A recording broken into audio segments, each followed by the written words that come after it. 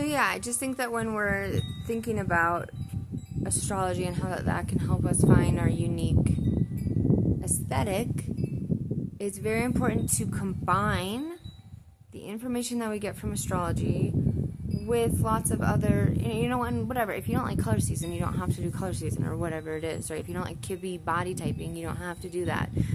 Those things I have liked, and they have kind of helped me develop a certain, I don't know, sometimes I hesitate to call how I dress like a style, but I've definitely found clothes like that look better on me, right? Like, because like, for example, I have Kibbe width, and that finally helped me understand why even when I was very thin, wearing anything very tight clothing always makes me feel like I look like a stuffed sausage because I have width in my frame, right? So those things can really be helpful, and I'm not going to necessarily find that in the astrology chart right off the bat. Now, knowing that information, when I go back to my chart, it makes a certain amount of sense as a Sag rising, because there's a certain, I don't remember where I heard it, but it made so much sense that a lot of Sag influence it tends to make people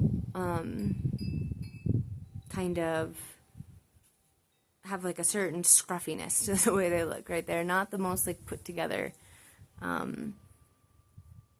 looking people always. That depends on the other placement. I'm sure there are plenty of people with Sag placements that are quite put together looking, but I have definitely noticed that trend as well of the opposite.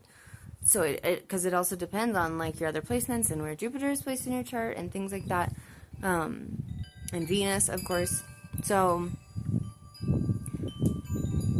one thing I've thought is that it's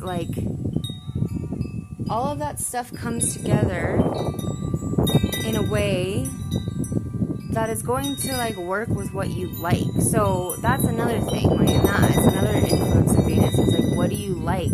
What feels good when you're dressed in that certain way? And for me, I can say that I kind of wish I was more put together looking, and I do often, but that's really about how I think I should look more than how what feels comfortable, right?